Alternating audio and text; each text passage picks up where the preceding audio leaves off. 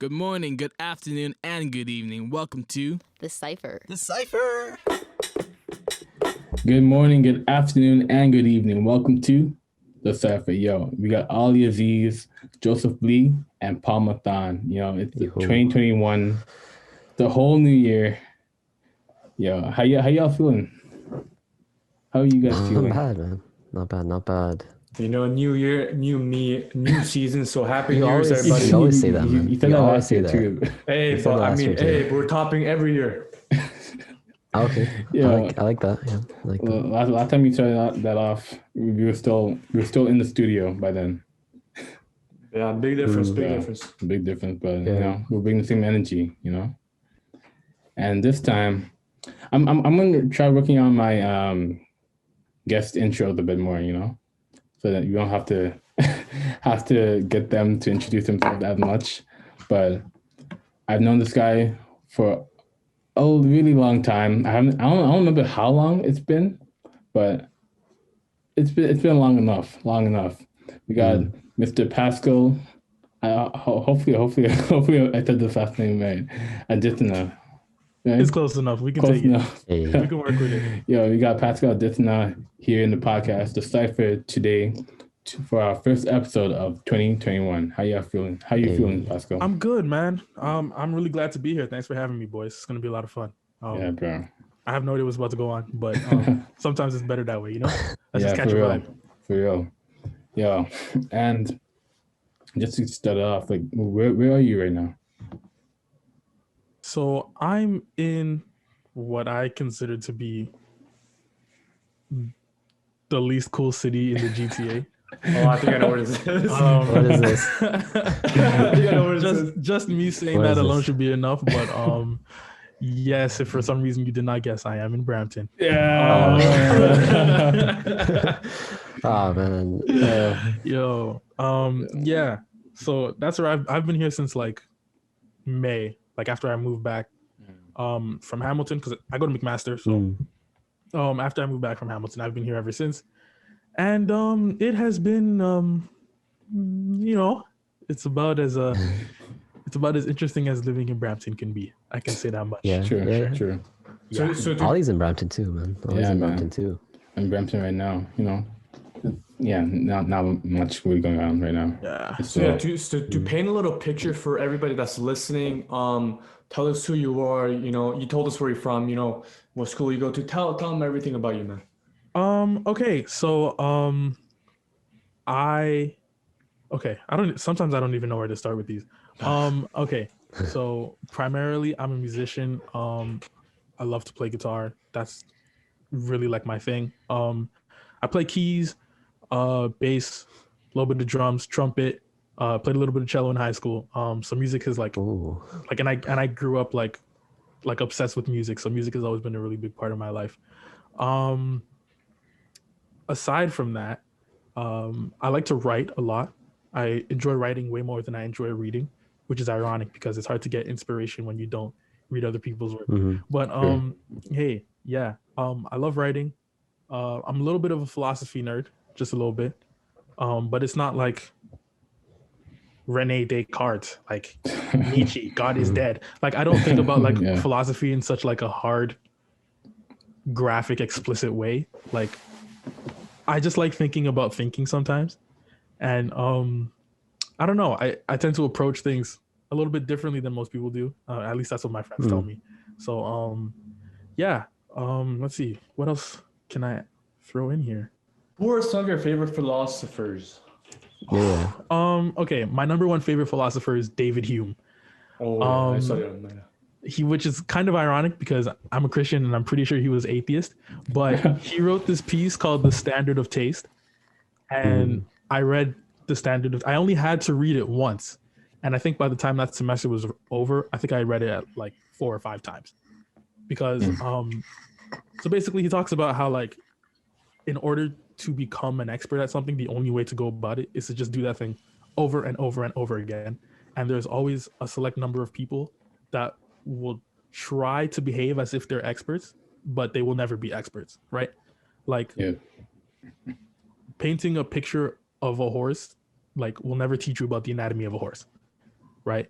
like you have to go to school and study anatomy of horses. I don't know if that's a thing that people do, but Probably. hypothetically speaking, probably. I'm sure they do. Right? Yeah. I mean, that's what you would have to do in order to become an expert on horses. I don't know. I chose the weirdest example for some reason, but I think that's what he used in the standard of taste. But it's a really good piece about really just being the best at something that anyone can be. And it's weird because like that's not even what it's about.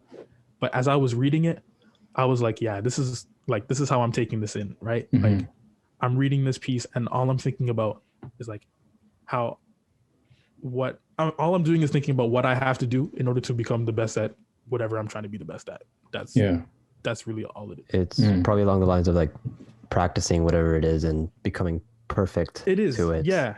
And I think he chose the perfect name for the journal, like the standard of taste. Like it's just so good because like he goes on to talk about how there are certain things that people who aren't experts will always think is good, but the higher up you move into that field of experts, the more you realize that thing that you thought was good actually isn't that good, right?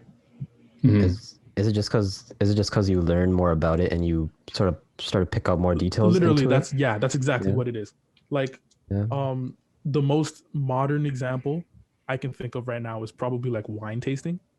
Like a lot of people, like when they start wine tasting, like they think every wine is a good wine unless they just don't like the wine, right? And then once you get into like really being like an expert wine taster, like once you get into like the art of being a sommelier, because that's what a wine taster is called, this wine has a really oaky aftertaste. And if you said that to a rookie, they'd be like, yo, what the hell are you talking about? How are you tasting oak in wine? Like this is grapes. But like it really just like he just spent so much time talking about like being able to refine a craft and going over this thing over and over and over and over again until you're literally the best and no one can tell you that you're wrong, basically. I was actually thinking about like that idea just say a couple of days ago. It's weird that you bring it up just because I know we're in like lockdown and stuff, and I'm just like, okay, maybe I should pick up a skill and just practice it this whole lockdown. And I don't know, maybe I'll get better at it and it'll lead me somewhere. So it's weird that you bring up that. It is pretty weird. And that's actually a really common thought that people tend to have because it's like, I'm gonna have all this free time now, right? Yeah. And that's why mans are on Instagram doing push-ups and sit-ups back in like May and June and tagging like as many people as they could fit, right? Because it's like that died off now. Quickly, very quickly. But like that's just a problem with like human behavior in general. Like it's just hard for us. Right? So it's usually just with whatever's trending at the time. We had IG. What was that? IG like live, and then not a lot of people. So many people. Do you guys remember? Like this is like peak quarantine in March. People are posting like it was like a 30-day challenge of like their favorite music. Like one day was like a music that reminds you of this and that. That died off too. So I forgot about that. It's just trends. Yeah. That's crazy. Yeah, it's really just trends, man. Yeah, it's crazy how many things happen over that quarantine time. You know. And like going back to what you were saying about like repeating over and over what you've learned and stuff. For as long as I've known you, you've always been a guitarist. How long have you been playing guitar for? Okay. Yeah. Y'all can hear me, right? Yeah. Okay. So I got my first guitar when I was 9. Jeez. So True. I got it when I was 9, and that was after like a year of like begging my parents to the point where they just didn't want to listen to me talk anymore. Right? I was like, I want a guitar. They were like, you're not gonna play it. I want a guitar. You're not gonna play it. I want a guitar. So eventually Christmas came, they shut me up and they got me a guitar. And as soon as I got it, I asked for lessons and they were like, yeah, let's slow down just a little bit. I don't really know about all that. So I was like, okay, you know what? Fine. So I spent the next like 18 months on YouTube teaching myself like songs and chords and scales. And one day my mom came into my room and she was like, what are you doing? And I was like, well, you won't get me a teacher, so I need to learn somehow. And like the next month, like I had my first guitar lesson. And then the rest is pretty much history, as they say. I don't know. I took lessons for 5 years, did some classical training. And I've been self-taught ever since like I was 16. And that's really when I started to see the most growth, because it was like, okay, now I know all that I need to know. Now I can learn the stuff that I want to learn. Yeah. And that's when my So progress really where did that first inspiration come from to pick up the guitar when you're 9 years old? And honestly, like before, like I'll let you go on, like even the fact of you like, you know, wanting, you know, having that desire to teach yourself and do things because, you know, your parents maybe wouldn't support you. That's like, honestly, I gotta give huge creds because, you know, not many people can do that, especially when you're only 9 years old too, right? 9 years old, yeah. Thank you, man. So my inspiration, or I guess my desire to start playing guitar, came from a few places. First, School of Rock, one of my favorite movies. I love that movie for some reason. I don't know why. I know almost every line in that movie when it's playing. So I was like, yeah, I kind of want to play guitar. Like, this is like, they make it look fun. So I was like, let me do it. That's one. Two, I played a lot of Guitar Hero growing up. And like, Nice. I was like insanely good at it, considering like I didn't own a Wii. I didn't own like a PlayStation 3 or anything, or like I did not own the game until I bought a DS in like 2008, right? But like I would go over to my friends' houses and they were like, oh, you should play on beginner mode. And I was like, nah, give me hard. Hell no, bro. I was like, nah, give me hard mode. Crank it all the way. And literally I'm playing songs on hard mode and I'm doing better than they're doing, and they own the game. And they're like, wait, what's going on here? Like, how are you good at this game? And I'm like, honestly, like, I don't know. Like, I don't understand it either. So that's two.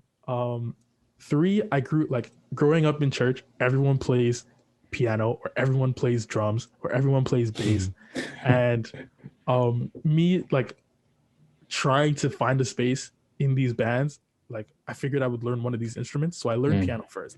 But like the way my life was growing up, like in me being like Nigerian, right? Age is everything. Like Ali probably knows what I'm talking about, but like age is so highly revered. So like for a 7-8-year-old to like take like a 45-year-old dude's spot playing on a Sunday morning for church service, it's never gonna happen. It doesn't matter if that kid is like Mozart himself, it's not happening, right? So I was like, well, I need to find something to do, because I'm not trying to sit with my parents and just chill in church. Like, I'm actually trying to play. So I was like, okay, no one plays guitar, so I'll just learn how to play guitar. That was 3. Number 4, I think it was the summer going into grade 4.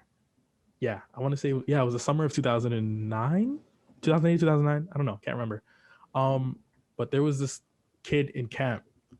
I remember so clearly. His name was Mateo, and he brought his guitar to camp.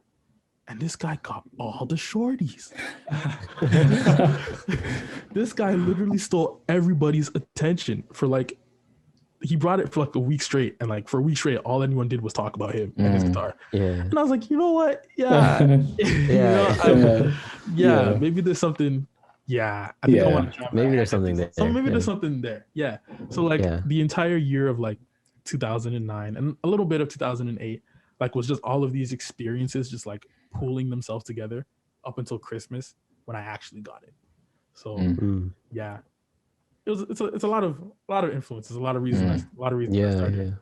And like from that moment on, you continue to build yourself on through the different gigs that you got, the church especially, you know, like were there ever moments that you had where you second guessed or question yourself about the career, or just like your passion about instruments and stuff? Yes and no. I'm really quick to say no, because it's kind of just like, I'm always going to be doing this. Like, this will always be a part of my life. But where some of the doubt did come in was like, what capacity? Like, is this going to just be a hobby for me? Like, am I ever going to get paid to do this stuff? Like, for a while, like, I wasn't sure. I figured I need so much money to start anyways. Like, I need to buy like actual equipment. I need to be able to record, and like, I'm 14. Like, I don't have the money for that stuff. Like, how am I going to make the money for that stuff? Right. But I always knew like music was going to be a part of my life. Like, I always knew that. Eventually I kind of just decided like, yo, enough is enough. I'm kind of tired of being broke. and I just like worked a really, it wasn't a bad job. I actually enjoyed the job, but like I worked after school part-time job, made money so I could buy a better guitar, so I could buy gear, so I could buy recording equipment. And yeah, that has been like the last 3 or 4 years of my life, and it's been pretty interesting. It's pretty much all uphill from here for me, at least in my opinion. Yeah. I hope. Yeah. Okay. That's good though. Like just taking that interest from as a kid and actually putting it into your life all the way till now. And I like the idea of I don't know, like working. You said it's not a bad job, but it wasn't a bad job. But like working some sort of different job to sort of fund your actual interests. And I feel like a lot of people are sort of learning that now. It's like you don't have to stay in your whatever job, work it, get your money, and put it towards your put it towards the thing you actually want to do. Yeah, it's something that people don't really talk about a lot. They figure like, oh, I only have like this is the only thing I want to do, so this is the only thing I can do to get to the place I want to get to. And like that's never like that's not true. Like life is like the furthest thing from linear that you can ever like imagine. Like you have a start point and you have an end point, but like everything in between is like almost completely arbitrary, right? So just keep like, this was something that I understood like pretty early on, and I thank my lucky stars for that. Like I'm so grateful to God for that. So like I was like, yeah, let me just like make enough money. Like it doesn't really matter how I do it. Like I can shovel driveways, like I can like rake leaves. Like it doesn't matter like what you do to get to the point you're trying to get to. Yeah. As long as it's not illegal and you get to the point, right? That's really all it is at the end of the day. It's just about knowing yourself as quickly as you can. Self-awareness is a huge self-awareness, huge key. And it's a key that a lot of people nowadays actually don't have. Like everyone is busy trying to be something that they're not, because all they see are perceptions of what they think everyone needs to be, right? Yeah. Like you'll see like one successful entrepreneur and I was like, oh, I need to be an entrepreneur. Like that's not for, like it's not for everybody. Like not everyone needs to be a rapper. Like you actually don't need to be a rapper. Like it's not by force, right? The wave of entrepreneurship, actually, I feel like it just sort of inclined a lot, and it's just because of Instagram. You see these like entrepreneurs. I'm using air quotes, but because they're not really entrepreneurs, they're just people who are showing you a false image. Yeah, and that's something that a lot of people need to be careful of, and they aren't careful of. So I just, man, self-awareness is really key. Like it's big. It's stuff like that I spend a lot of time thinking about, and like, a lot of people don't. So I typically don't have people to talk to about it. But and like going into self-awareness, like I feel like especially during over quarantine, I feel like people had a lot more time to like slow things down, like actually think about what they're doing, because outside of that, we've just been on the go repeatedly, one day after the other. Definitely. And I feel like just a question for you and everyone else, like what's the biggest thing that you took away from 2020 last year? Am I going first? Am I going last? How's this working? Go for it. Yeah. Let's go first. Yeah. The biggest thing I took away from 2020, let's see. Wow, this is there's it's funny because there are actually so many. There are actually so many things, like it's hard for me to pick one. One of the biggest things I took away from 2020. Honestly, I learned so much more about who I was as a person. Like I realized that like I'm such a people pleaser, and like that needs to stop. Because eventually you're going to bend over backwards to try and keep the people in your life happy, and you're not going to need to bend over as much as you bend over, right? And the only problem is when you bend over, you get piped, right? I mean, I'm trying to keep it clean, right? Yeah, for sure. I think that's where I saw it going. Because it's natural, right? So I found myself bending over backwards, bending over this way, yada yada yada. Pause. Like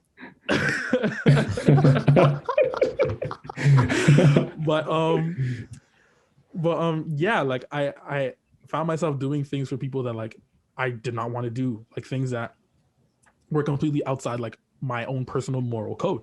And all of a sudden one day, like everything hit the fan, and everything just came crashing down. And I was like, oh my God, how did this get to this point? Oh my God, I am a terrible person. I hate my life. Yada, yada, yada, yada. And then I kind of just took a step back and I stopped and I analyzed the entire situation. And I was like, yeah, like, there was so much less I could have done that would have prevented me from being in the position that I'm in now. Right. And a lot of that goes back to the whole self-awareness thing that we were talking about before. Like, some people just lack the self-awareness to just take a step back from their situation and actually look at what's going on. Right. So I would say, like, one of the biggest, I guess, gifts of 2020 was the fact that, like, I was able to actually step back and analyze my character. And, you know, growth is never linear. Like I said before, like, everything happens in stages. Right. So, I was a huge people pleaser. And now, one of my favorite words is no.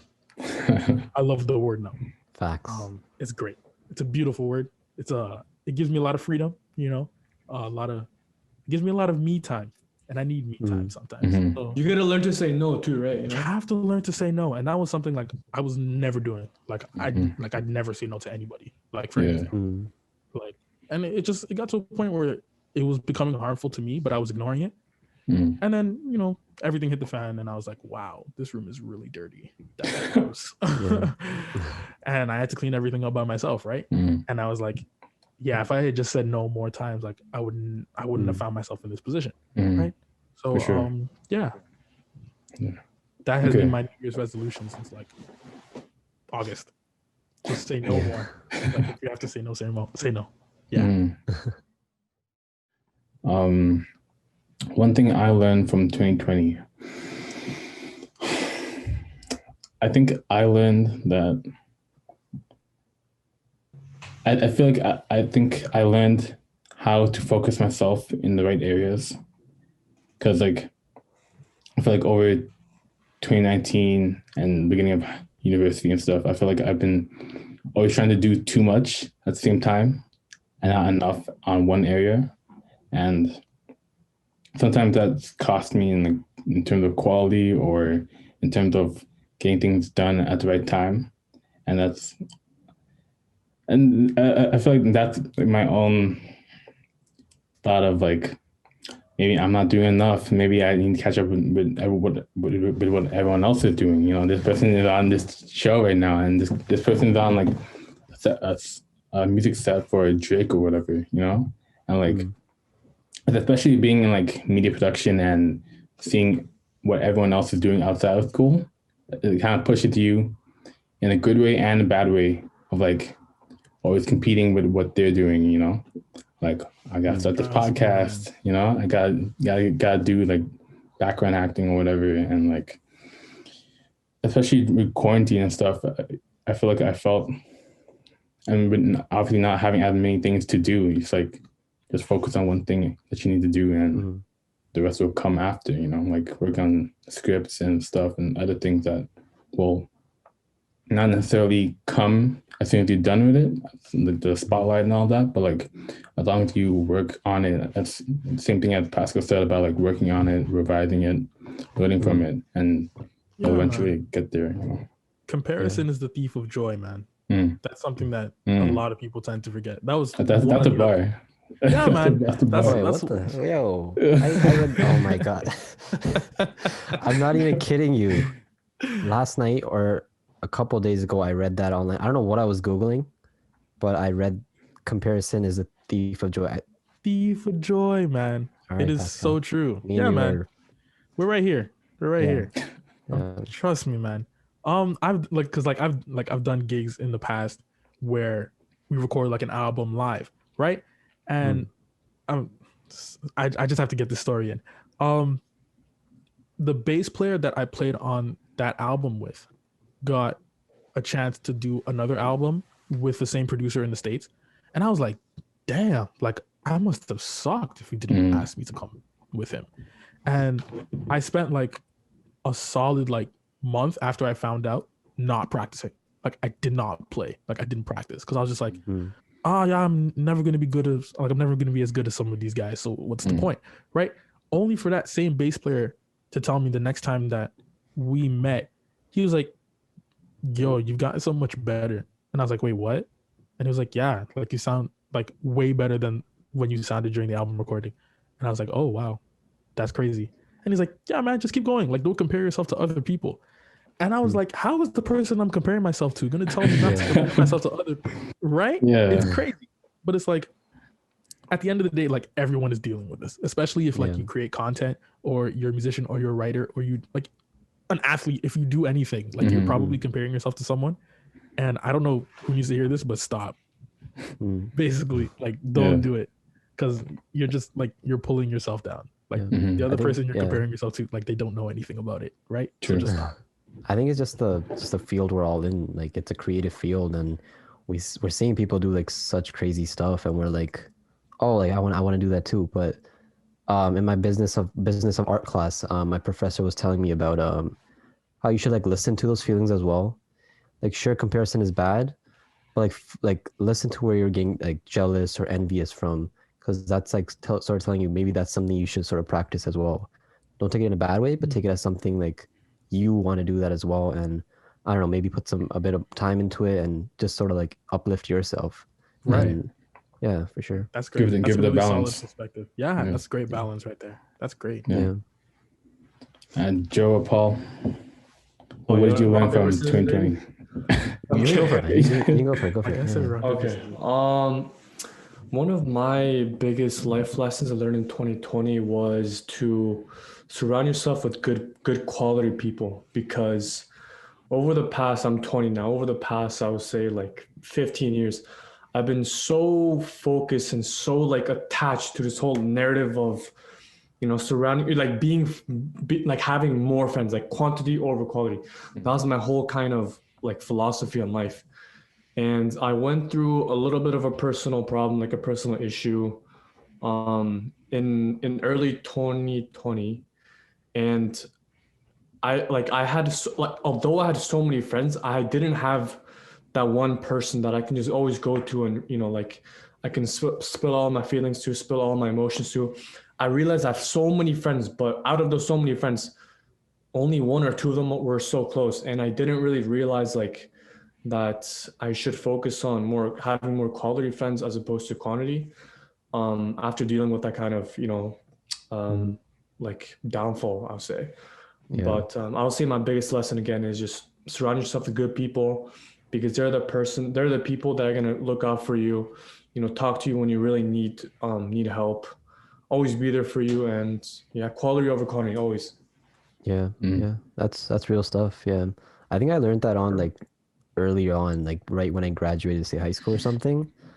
I literally lost all my friends. Like I don't know like what it was. Maybe it was just different universities or what, but I just lost everyone. And you, like Ollie, Joe, you guys know me. Like I'm a quiet person. If I'm walking somewhere, like it's just me alone. There's no group or squad behind me. It's just me. And definitely like, having quality friends, just a few friends that you can sort of talk to, it's really important. Yeah, so yeah, for sure. But in terms of what I learned 2020, I think I'm just with Pascal there, like self-awareness and like trying to like know yourself a bit more. I know like when we were back in school, like everything was so chaotic right when I like pull off the subway into like, I don't know, like Dundas Square, like things, like everything would just sort of like hit you all at once, and there's so much noise, so much chaos, and a part of me liked it just because it was so much energy. But then once like lockdown happened, it's just like, whoa, like all that just disappears, and you're just sort of like left a bit like isolate, like what we are right now, isolating. Like you're left alone, and you're just like damn, like what am I actually doing? Like what is actually important to me? You start reflecting on yourself a bit more. And 2020 definitely it was really tough, and I definitely see self-awareness. That's one thing I sort of was already on the path of, but this lockdown and isolation sort of, I don't know, sort of like drilled that into me a bit more. And definitely see self-awareness. Like I don't want to sound selfish and all, but like, because you know there's so many people that lost their jobs, lost family members due to COVID. But you know, for a couple of us, you know, for me especially, like I've learned so much in 2020, being in lockdown I feel like it was like a blessing in disguise, kind of like, as much as like Yeah. I don't want to downplay any of the situation that Definitely. happened to people, but for me, I learned so many things. I'm so grateful. Yeah, For sure. yeah. Gary Vee once like he made a post, I can't remember when, but it was like what's up, Pascal? I said I love that guy. You know that too? Okay. I Yeah, see. man. Yeah. Yeah, he made a post that said like don't downplay the year that woke you up. And I feel like 2020 like definitely woke people up, and It was that year. it was that year. And it's who funny knows? because people were all like, oh, 2020 is coming. Oh, we're gonna have 2020 Yeah. vision. Yeah, Oh, yeah. we're gonna see everything. 2020 vision. Ah, crazy, crazy, Yeah. crazy. Dude. And then everything went to like everything just fell apart, right? Yeah. Yeah. And Yeah. we started to see like a whole lot of things for what they really were. And it's like people don't realize that this is kind of what they asked for. Like this is kind of what you had coming. Like you went into 2020 like expecting 2020 vision, and you're coming out of 2020 like knowing way more than you did when you went into it, right? Yeah. So it's kind of like, Be careful what you wish for. come Yeah. on. Now this guy's vibing with me. Now Ollie and I are right here. Yeah. Now everyone is just here with everyone. Joe, you're next, man. You just gotta be careful what you wish for, man. Because last year was a bit of a 1-2 still. Pretty heavy. It was. It's crazy. It was pretty heavy. It's crazy. Yeah. And like, I think just taking it back to your development and stuff. Was there a moment where you realized that this is something that you could do as a career, and like, after this moment, after this event, after this thing that you did, was there like a feeling or a moment of epiphany that you had, like, I can do this? Yeah, I've had a couple actually. So I want to say the first one wasn't in 2020 actually. There were two in 2019, but I played for this 3-day convention, and then the lead guitarist of the headlining act came up to me and he's like, yo, like, you're good. Like, you're actually really good. Like, how old are you? And I was like, oh, I'm 19. And he was like, I'm sorry, what? I was like, yeah, I'm 19. And he's like, you're already this good? I'm like, hey, man, I don't know. Like, I guess, yes, thank you. And he's like, hey, man, you got it. You can actually go the distance.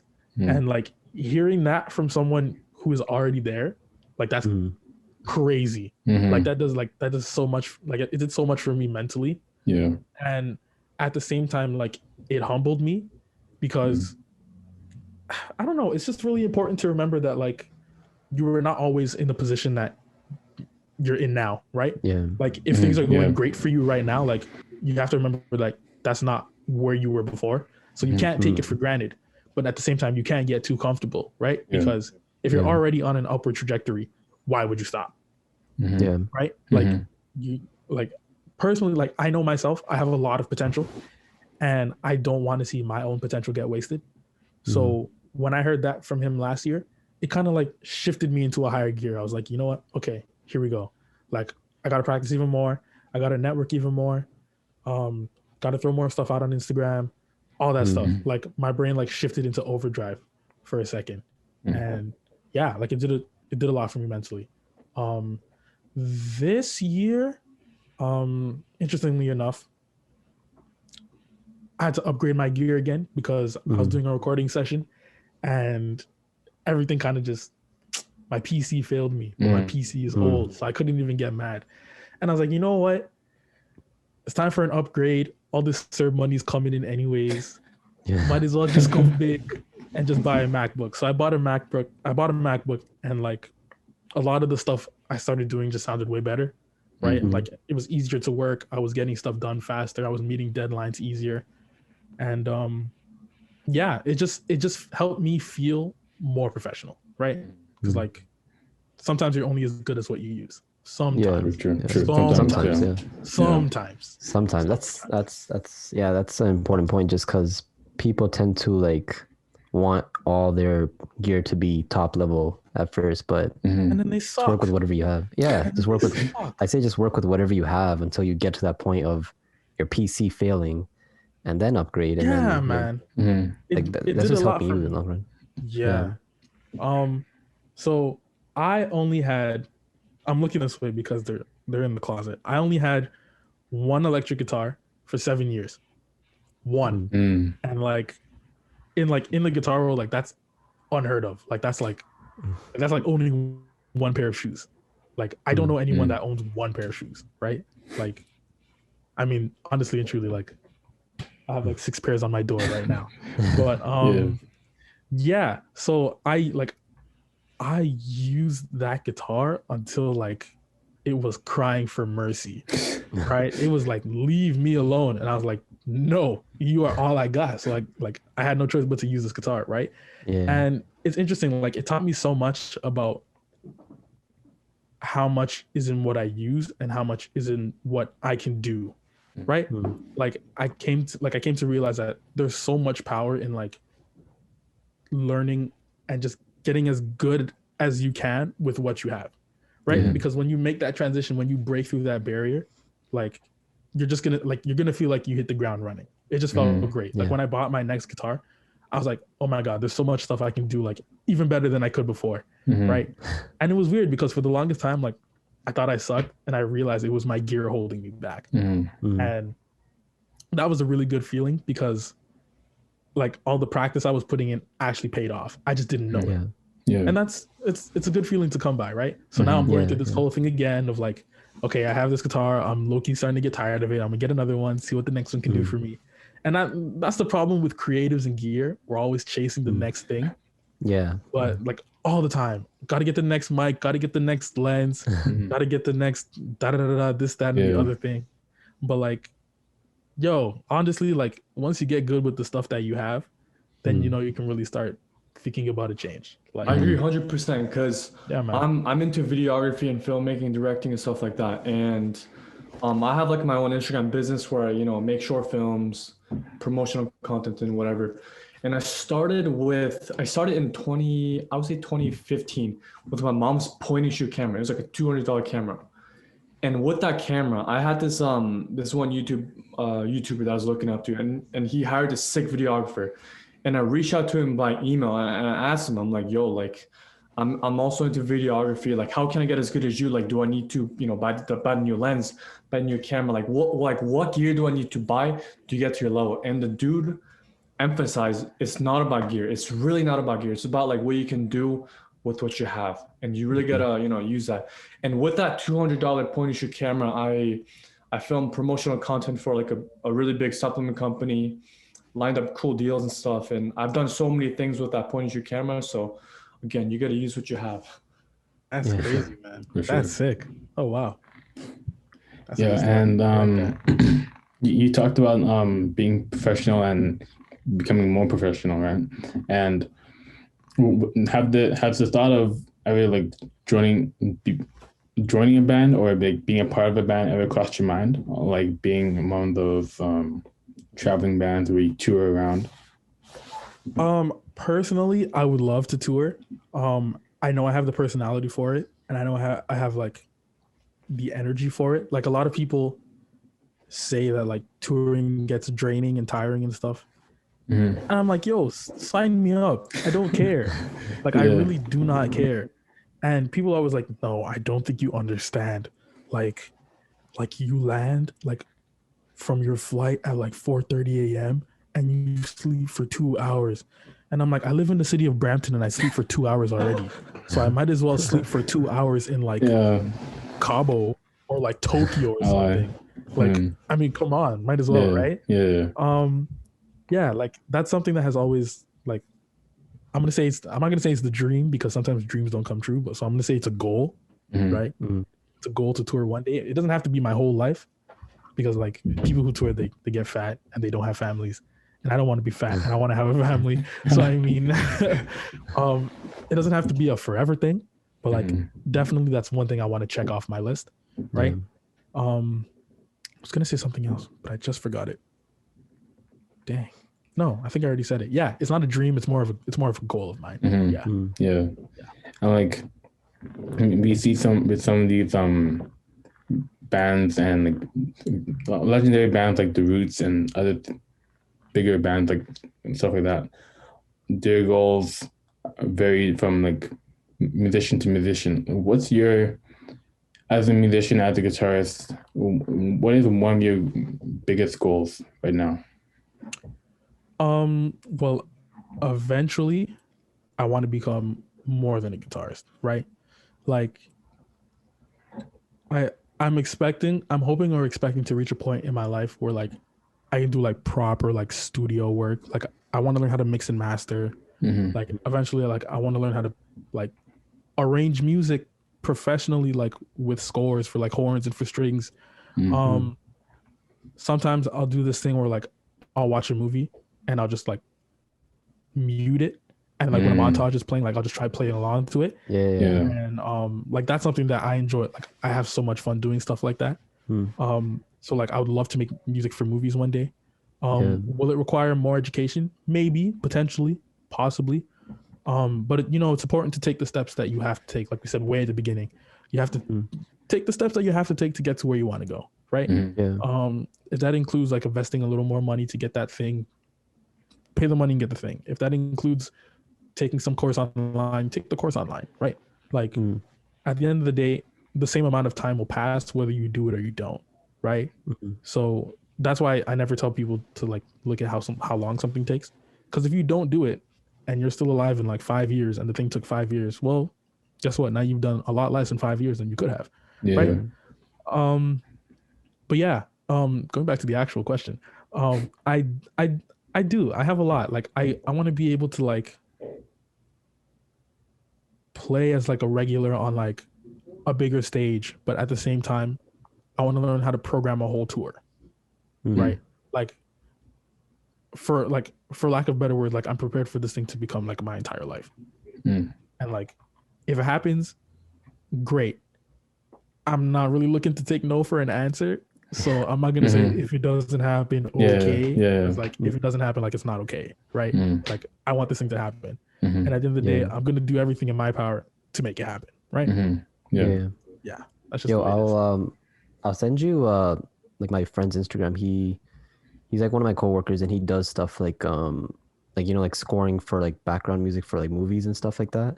Yeah, man. Yeah, I've seen like some of his work. I'll tell you his Instagram after, and cool. Maybe Sounds you can good. hit him up and try and do something with them. Do something. Yeah, that'd be great. Thanks, man. Appreciate it. Yeah. And you were talking about that you were currently in school at master, right? What are you going to school for? So the full name of my program is Justice, Political Philosophy, and Law. I don't like saying the name of the program because it's so long. Wait. What is it? Justice, philosophy, Political Philosophy, and Law. So it's like, what is that? What is that? So basically, it's like, let's see. Okay, imagine political philosophy. Yeah. Okay, so imagine like justice studies and philosophy had a kid, and then that kid had a kid with political science. So it's like a little bit of like all of these things, right? I get the law and the justice part, but then philosophy and political philosophy. Okay, so the difference between political science and political philosophy is political science is very much about the how, like how things get done in the legal and political sphere, and political philosophy is about the why, like why have societies chosen to set things up the way that they have. What has the potential fallout been? Are there any alternatives? What else can be done? Right. So, and that's really just the difference between science and philosophy in general. Like science is just, you know, how do trees create oxygen, right? And philosophy is like, why do people behave the way they behave, right? Right. It's just stuff like that. The two disciplines just fundamentally ask different questions. So, it's really just a lot of the why of politics and the why of the legal field mixed in with philosophy. And then you learn about like the legal system, like very like crash course stuff. So yeah. Okay. Talk to me about your program and say your interest with music. Like how is there a link with that or? Okay, so there is absolutely no link anywhere whatsoever. I'm just gonna get that out of the way first. There's absolutely no connection. if anyone has ever found a connection, they have not given it to me because I am yet to come about one. But I mean, I've got some ideas in my head, but yeah, go ahead. That's I'm so happy for you. I'm glad. But okay, so the reason I chose the program that I chose is it speaks more so to my personality. Like I'm a very analytic thinker, right? Like naturally I'll just think about something a little deeper than I have to, just so I can get like a different answer, right? And I figured like the program, like we do enough like heavy readings, we do enough analyzing bodies of work and analyzing text, and the law kind of interests me. Sorry, because like there's so much specific language involved, right? Like there's so many things that don't get said because they can't be said in that specific way, and stuff like that just fascinates me. Like I'm obsessed with the way people talk and the words that people choose when they say things. So it really all just kind of fell into place, right? Like, why was this law drafted the way this law was drafted? Naturally, I already think like that. So if I have to go to school for 4 years and learn something that isn't music related, it might as well be that, right? It kind of just fell into place for me. I was like, yeah, this is a good program. Can I ask you why you didn't, like choose a musical route for university? I told my parents I wanted to, and they laughed at me. Oh wow. Yeah. So I think a lot of us get that there. Yeah. Immigrant parents. Yeah. They were not having that. They're like, yeah, we didn't come to this country 20 years ago, struggle, yada, yada, yada, yada, yada, just for you to go to school for music. I was like, dang, y'all must really think I suck, huh? That's crazy. So eventually, grade 12 came and I was like, I'm looking at this music program. I'm good enough to get in for guitar. I'm definitely good enough. Did they let me? No. Do I resent them for it? Ask me next week. I don't resent them for it. I just like, you can't help but think like what could have been, right? For sure. Like, and the thing is like, you can still go to law school like with a music degree. Like a lot of people don't know that. Like you don't need like a poli-sci degree to go. Like you don't need one. Like I've met lawyers who did their undergrad in like dance. Right? And like at the end of the day, part of the criteria for getting in is like having good grades. So if you're a dance major and you've been dancing all your life, obviously you're gonna get good grades, right? So it kind of it boosts your competitiveness and it boosts their potential classes diversity. So why would they not take you, right? Like it just makes sense that way. But if you get like 3,000 poli-sci kids and one has a 3.8 and one has a 3.79 and one has a 3.78, it's like, okay, let's just pull names out of a hat, right? Like it just becomes so arbitrary. But yeah, I don't know. I tend to go on these tangents sometimes. I don't even know where they're going. But I mean, hey, yeah, I did think about becoming a music major for a long time. But I've kind of just resorted to teaching myself. Like I'm currently in the process of teaching myself like what it takes to like record a whole album. Like how would a studio setup look like an advanced studio setup? Like what would that actually look like? And I'm blessed and I'm fortunate enough to be friends with like really talented producers who have these studio spaces like in their basement. So me always being there, it's always a great learning experience for me. So yeah, that's pretty much it. Like my education like in university and my music passion, like they're like two opposite ends of my brain, right? Like one is here, one is here. Like they don't really even meet. Like I mean, you never know. Like you're still young, and if you're gonna go on this music path, but you never know. Like whatever you study in school might sort of come back in some sort of blessing. Definitely. Yeah. I want to ask you this because one of my friends from high school, actually, he also comes from an immigrant family, that old school mindset, and his parents wanted him to pursue one thing, but he wanted to do another thing. He did not want to do that. So his parents are crying. They were so fixated on him doing what they wanted. Like they had like it sounds crazy, but they had like a whole like they had his life planned out for this. They had his life planned out for him. Yeah. And he was so upset, and he ended up pursuing what he wanted to do, but with a mindset that I want to prove my parents wrong. I want to do what I want to do. I want to make money. I want to become successful and then prove my parents wrong, but not in a hateful manner, not in like, not to like show like, like not out of spite or anything, right? Yeah. So I was wondering if you kind of have like a similar mindset of you like wanting to prove your parents wrong, but not in a hateful or like disrespectful manner. I do, very much so. I do. It got to a point. This is kind of just me as a person. It kind of got to a point when I was younger, where like people had to tell me to calm down. Like I'm always prepared to try and show how right I am, even if I'm only 1% right. Like even if like I'm only this right, like I will let you know that I am this right, even if I am this wrong. Like it's just, I don't know. It's just the way I was wired, like even as a kid. And growing up, like obviously you pull back on it, you learn humility and stuff like that. But yeah, that's something I think to myself all the time. I'm like, yeah, I know eventually like my name is going to be listed like among the greats, and I'm going to tell them, do you imagine what could have happened if you gave me those extra 4 years? Like, do you see? Like, sometimes you have to let people do what they want to do, right? And that has actually like already started happening. I was supposed to go like I've been called and scheduled for like a couple of tours and stuff, but like they just never line up with my schedule, which is really, really frustrating. So I've had to bail out on a couple of tours, and that sucks because that's a huge networking experience, and it's actually what I wanted to do, but I just couldn't, right? So like when I would tell them, they'd be like, "Oh, really? Like, are you joking?" I'd be like, "Why would I be joking? Like, do you actually think I suck? Like, I don't suck. Like, I'm actually good. Like, I'm good enough for this."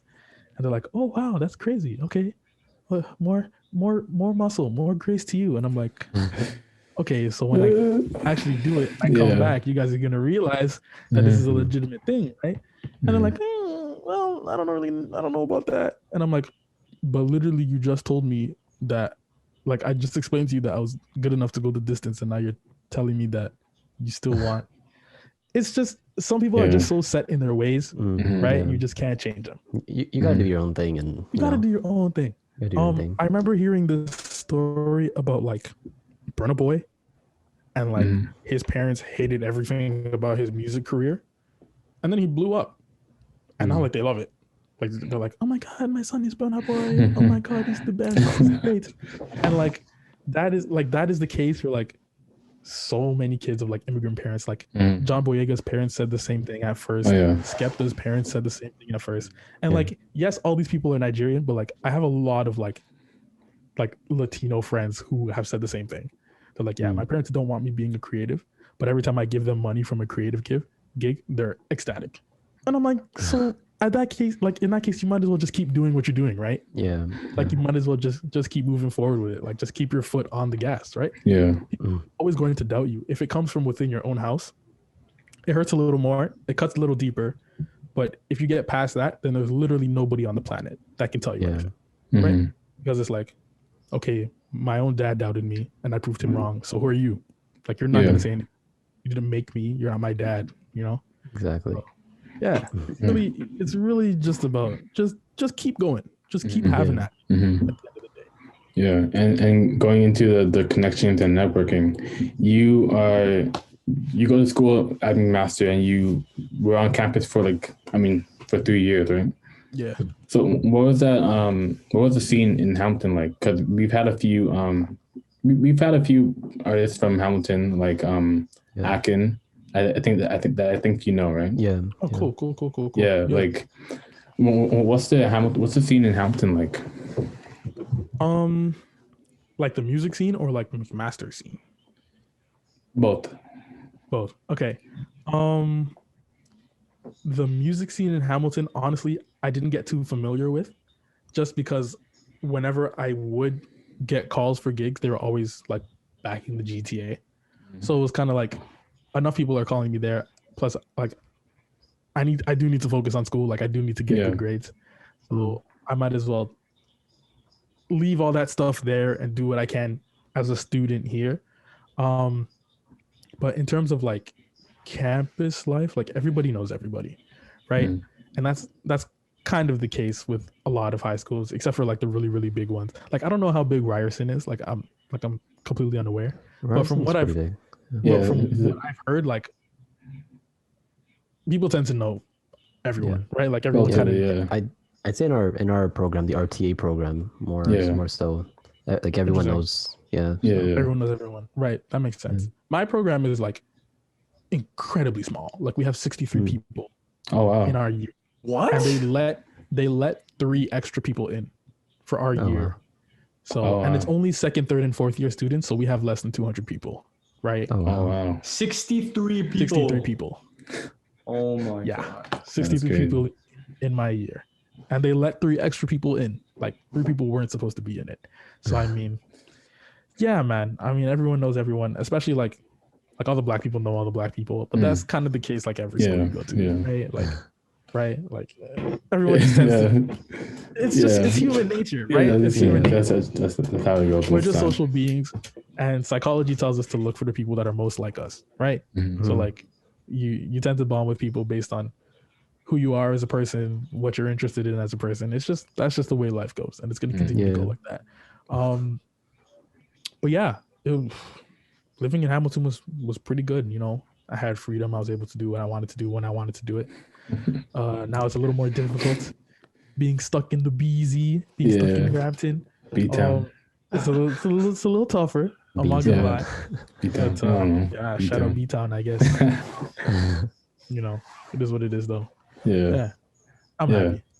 That's good. That's kind of skipping forward a little bit, but if you can collaborate with one artist, whether they're alive or they're dead, who would it be and why? Ooh, if I could collab with one artist, alive or dead. Okay. Wow, this is hard. I think I'm gonna say. Okay, so the first person that came to my mind was Kendrick. But now that I've really, really thought about it, I think I'm gonna say Childish Gambino. Oh, okay. And I'm saying Gambino because he does everything. Yeah. Right? Like he does absolutely everything. Like he can play keys on his own record if he needs to play keys, and he can program the drums, and then he can hop into the booth and step on the mic. And from what I understand, like he has a bit of an IQ in like mixing and stuff. So like it would be a really good learning experience. And it's just always better working with musicians, right? Like, because musicians, we kind of have this language, right? Like every craftsman has a language that they speak to their other craftsmen. So it's just easier to relate with them, right? So yeah, plus like I said, he does literally everything. Like he acts too. And I'd love to get a chance to act somehow, somewhere. So yeah, I think that'd be Ollie's an actor. I dabble. Tiger Eye's pretty big. We know. Yeah. Yeah. Okay. Right now we're gonna move on to next segment called the Genius segment. The Genius segment. Yeah. Genius segment. Are you a genius? So in this segment here, we kind of pull up something that you've worked on in the past, and we kind of get you to explain what your thought process was during the whole thing, you know? No, that's cool. Kind of like what Genius does, but our own little twist on it, you know? I like that. Let's get into it. Yeah. Okay, I'm gonna share screen. Let's see. And let's go with that. Okay. That's crazy. This is where we are today? Yeah. Okay. Okay. That's what we're doing today. Okay. All right. Let's get into it. So before I play it, for the people who are listening through the audio and video, this is a performance that Pascal did on New Year's Eve at our church, House of Praise. So you can check it out at Heart and Soul at Heaven on Earth 2020 to see the full video. Can you guys hear it, bro? You might want to turn it up a bit. Yeah. There we go. I'm so sorry y'all have to hear my singing voice. I didn't know this was happening. Ah, come on. I mean, I wasn't ready for this, but hey, here we are.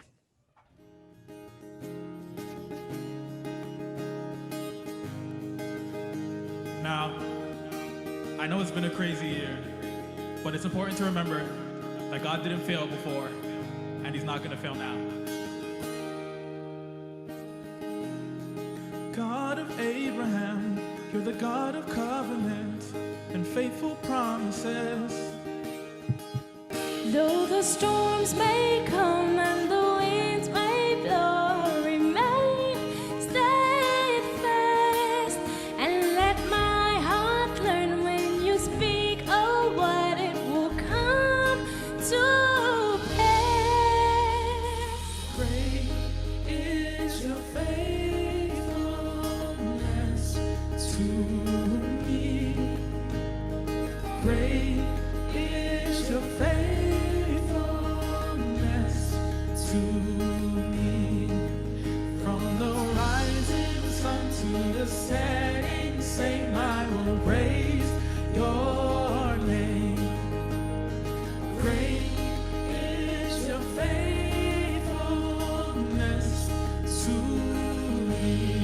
Yeah.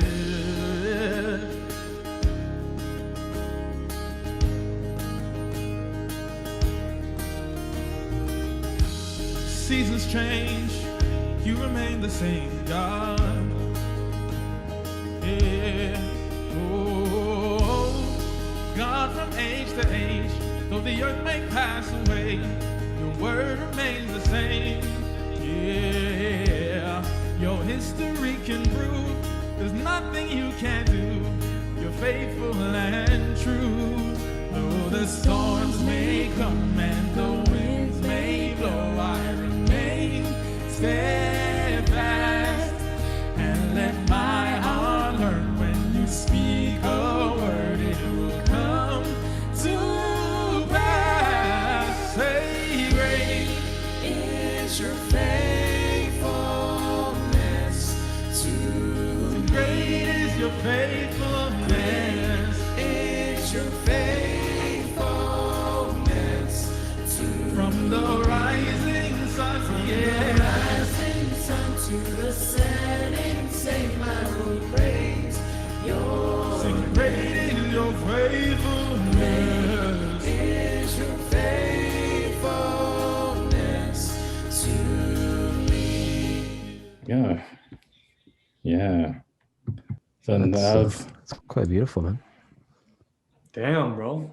I like Thank that. you, though. Thank you, thank you, thank you. That is Yeah. so like, I don't know, like hit you in the feels. that's very. Yo, like you have like yo, no homo, but you got a really good ass Thank voice, you, man. bro. Thank you. I appreciate that. Why you say no homo for that?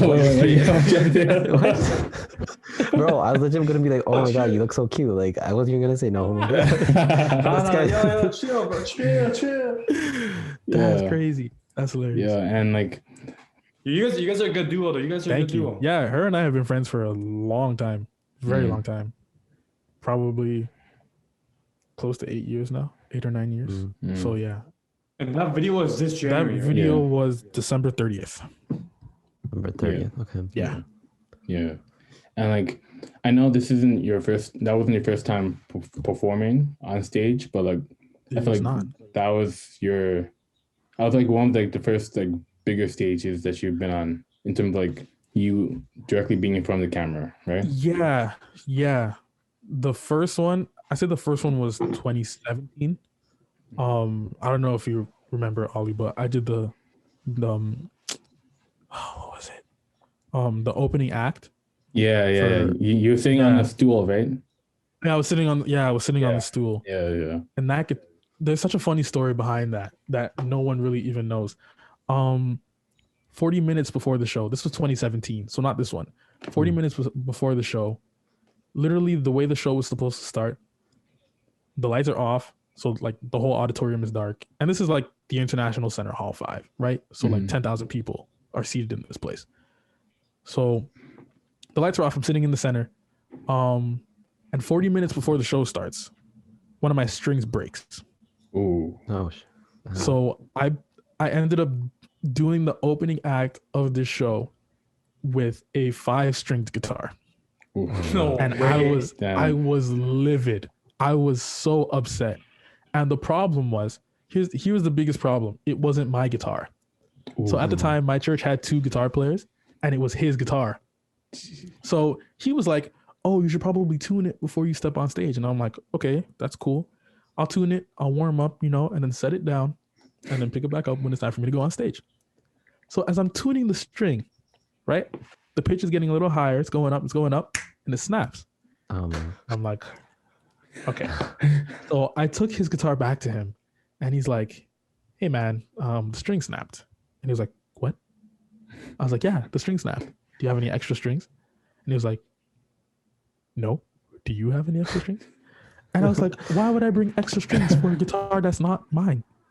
And he was like, "I don't know. What are you going to do?" I was like, "What do you mean, what am I going to do? What are you going to do? It's your guitar."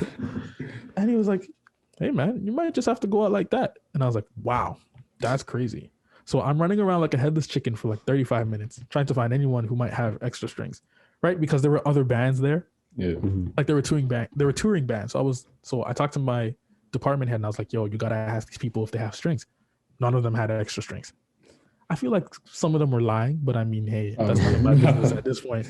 So yeah, I had to do the thing with 5 strings on my guitar, and it was weird. Like everyone loved it, and no one even noticed. But I mean, hey, that's the thing with when you're making art, right? Like, Yeah. a lot of times only you can see all the flaws with it. Like only you can see the stuff that you would do differently. For sure. Don't you need all 6 chords to play some chords? Yeah. Yeah. Oh yeah, definitely. Yeah. You definitely need yo, you gotta just finesse the thing, man. You gotta just go about your business like it's there. It was weird. Like there were a lot of times where I'm strumming and like my pinky just feels wood. Like all I feel is like the neck of the guitar. Yeah. I'm like, there's definitely supposed to be a string there. And I would put my finger on the spot where the string is supposed to be and nothing was there. And I would just have to quickly readjust, like split-second adjustments. It was like there are definitely some chords that you need like all 6 strings for. And to me, it didn't sound as good. But to everybody else, I guess it was fine because nobody said anything and nobody could tell the difference. But I mean, think about it like this. Remember when we were talking about The Standard of Taste by David Hume? Exactly. Yeah. Like someone who takes a picture of a guitar will never be able to know that you need all 6 strings for some chords, right? Because that's just not what you do, right? Like that's not your thing. Yeah. But I knew. So yeah, that happened. That video though, that was the second time I did that specific song. And for whatever reason, I think I just enjoyed like the first time more. And I think that's really just because like the second time they were like, yeah, so we're stuck in this lockdown, so you won't be able to do it live. You have to pre-record it. And I was like, wait, what? They're like, yeah, man, you have to pre-record this thing. So we'll see you in 2 days to do the song again. And I was like, wait, how many days? They're like, yeah, you gotta come in 2 days and just do the thing. Just do it, come in, go out, and it's gonna be fine. And like, I didn't have enough time to mentally prepare, right? Because like I don't like typically I don't sing. So like when someone asks me to sing, like I have to prep. Like I have to put myself in this whole headspace and stuff. Right. So I did not have time to do that. And it came out fine. Like it came out really good. Yeah. But I just had more fun doing it the first time. I mean, like that's the case sometimes, right? Like sometimes you just, everyone just needs a little bit of time to themselves before they actually go into like being on stage.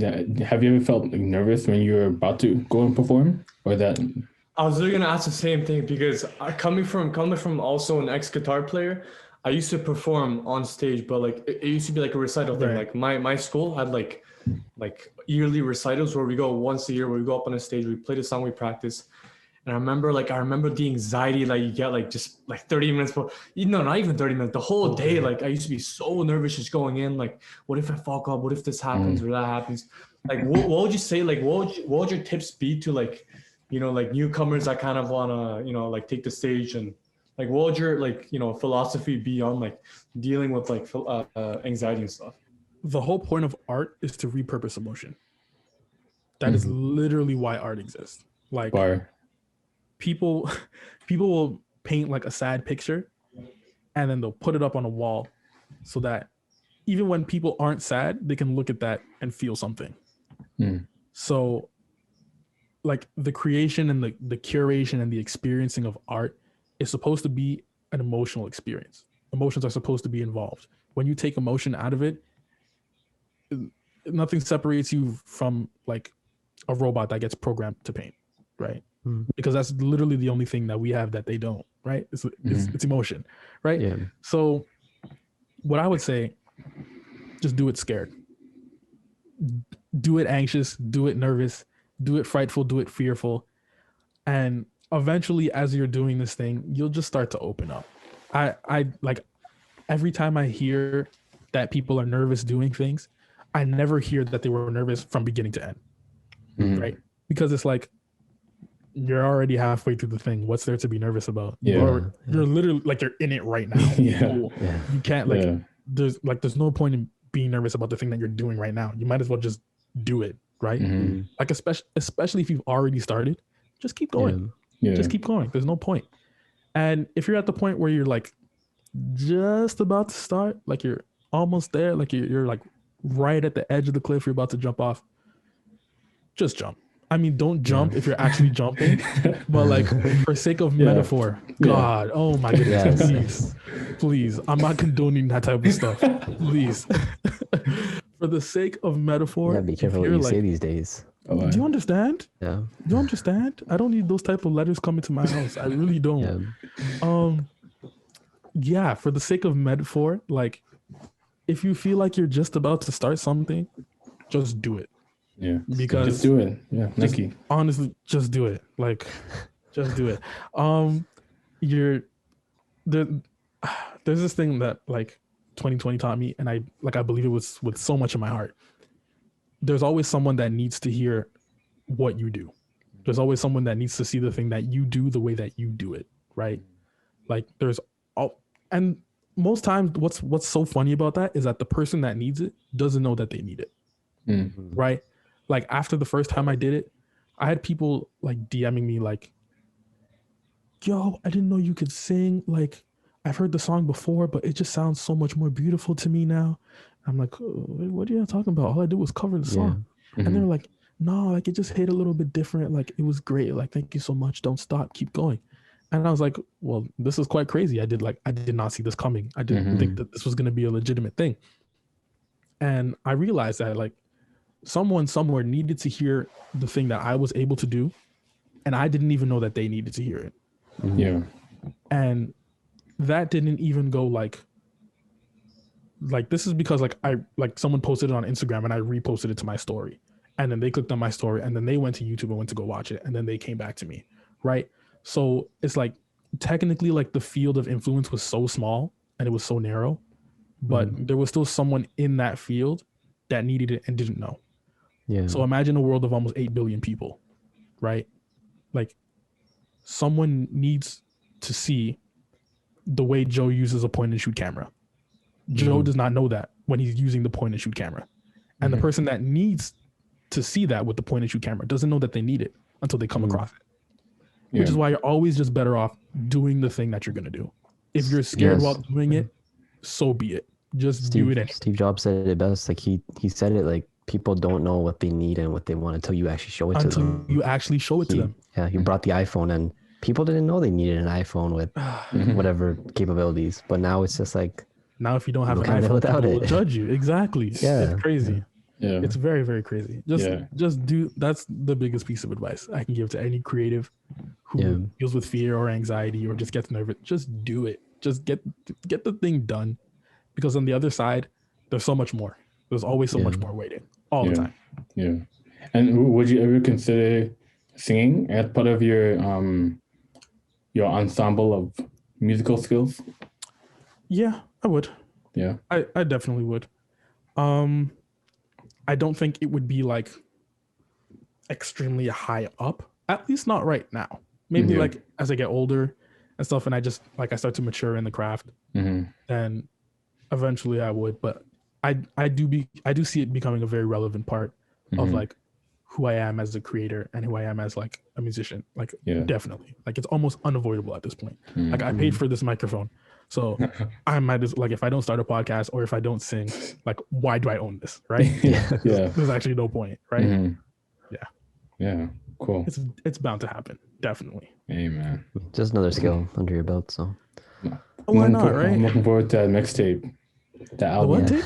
the what mixtape, the album. You know. Oh man, mixtape is a little rough. I don't know if I have enough bars for that. But, Oh, you definitely got bars for that. album EP is pending. I'm not gonna say it's Yeah, man. loading. I'm gonna say it's pending. There's a difference. Cause you rap too, you know. I've seen you rap, but way before like Yeah. teenagers, you know? jeez. Yeah, a Okay, lot of Pascal people. with the raps. A lot of people don't know. I mean, I like think. Hold on. a lot I of think- kids in like elementary school and middle school like just write raps and stuff for fun, but like Oh, Yeah. got to a point when I was like, yeah, I'm actually kind of good at this, right? Like, and then I kind of took that and turned it into writing poetry, which personally is way more fun for me. Like, I don't know why. It's just, I don't know. Like, rapping is cool, but personally, I just Cool. find writing Who are poetry. your, like say top 5 rappers? Yo, wait, hold on. Okay. I remember the day that Daniel Johnson came in. I actually saved the clip. Yeah. Actually, And he was like, actually he was like, saved oh, the I wish I clip. had somebody that could rap. And it's a Yeah. building full of like, okay, so let me give them some context. So, our youth church had like a relaunch, and we had this guest artist coming from the States, and he like made up the song on the spot. And he was like, oh, I wish I had somebody that could rap. I wish I had somebody that could rap right now. And it's a room of like 400 people. And like half of them are pointing to me in the corner of the room. They're like, him over there. And then he turns around and the choir is behind him and everyone is looking at me. And he kind of goes, he's just like,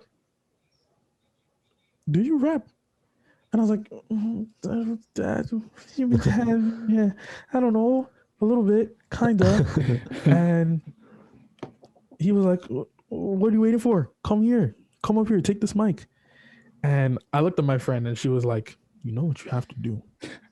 And I was like, do I really have to do it? She was like, you know what you have to do. And I was like, well, here it goes. And I ended up spitting like I had to spit like a whole freestyle. I don't remember how many bars it was. I think it was like 32 bars or something. And then ended up like singing after it. And yeah, like it was just a really good time. Like I had a lot of fun doing it. Like somehow I didn't choke, which is great. Like that's always the biggest thing when you're doing a freestyle. Like, yo, if you choke, you suck, and they take the mic away from you. Yeah. But I didn't choke, and it was great. And people talked about it for so long. Like they did not let me live it down. They're like, oh, you're gonna be our rapper now. I was like, wait, guys, wait. Hold up. Wait. All I do is play guitar, tell the band what to do, and then go home. Let's just simmer down. And then I kind of started to realize, like, if you can do more, do more. Right? Like, there's really no point. Like, if you're capable of touching that bar and you settle for a lower bar, like, you're cheating yourself, and like, not only you're cheating, like, you're cheating the rest of humanity. Because, like I said before, you don't know who needs the thing that you do, right? Yeah. You might as well just do as many things as you can do, whether it's 1 or like 50. Just do, right? Like execution is very valued, very, very valued. For sure. Yeah, For sure. Cool. Let's go back to the top 5 rappers. yes. Top 5 rappers. Okay. This is in no order, I should say. Yeah. No order. Okay. Kendrick, Eminem, Jay-Z,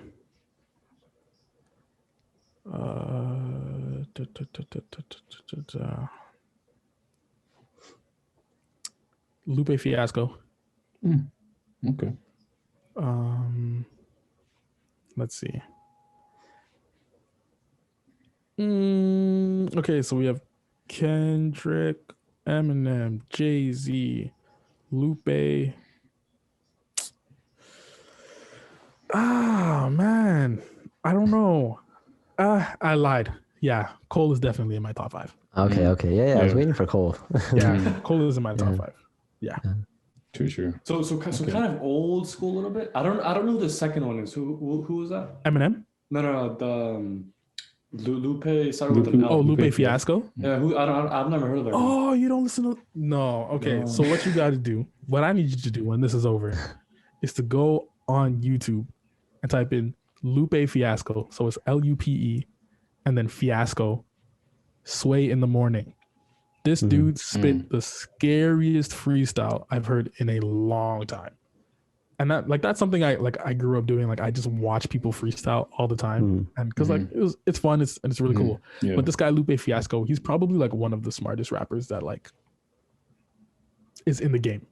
And like he was really relevant in like 2008, 2009, 2010. Like those, he was like, oh, that was a pretty good time. That was a pretty good time for hip hop. That was a pretty good time. Good Kid, Mad City came out. Good Kid, Mad City came out in 2011, so that was a really good time. Cole was doing a lot of stuff with mixtapes. Yeah, a lot of big things from there. Even Kanye at the time. Yeah. Drake. You know, we had Watch the Throne in 2013. 2012, 2013. We had Take Care in 2011. Jay-Z and Kanye there. Yeah, man. Good times. That was a really solid year. That was the golden era, right? Good year for Golden music. era. People always say that. Yeah, people always say that. Yeah. Very good year for music. Very good year. Life Early of Pablo 2000s? came out. Uzi was doing his thing. I don't really listen to Uzi, but I mean he's got a lot of good stuff. Yeah. Drake dropped Views, which is a very hated on album, and I don't know why. I actually can't understand. It was either 15 or 16. I can't remember what year, but it was around that time. And that album is very much hated, and I don't understand why, because it's a pretty good album. I for all intents and purposes, I think it's a good album. Yeah. But yeah, 2008 to 2011, good time. To 2013, I'm gonna open up, was a really good half decade. 2016 was a good time. I don't know. It seems like it happens every 5 years, so this year should be a good year. Maybe Cole will be dropping, and maybe Kendrick. Kendrick hadn't dropped something in like since I was in grade 12. Almost 4 years. Yeah, 2017. 2012? No. Since I was in grade 12. Grade 12. Yeah, grade 12. Grade 12. Okay. Nah, he dropped Damn in 2017. 2016, 17, 16, 17. Yeah, something like that. I remember being in grade 12. Yeah. And then Drake has his album coming out this. I don't know. I heard it was gonna be like this It month. got delayed. Yeah, because he something about his knee or something. I don't know. Rehab. Yeah, he's in rehab. His ACL, right? Yeah, something like that. But I mean, hey, here's something that I always like to think about. Kanye got into a car accident and had his jaw wired shut and recorded it through the wire.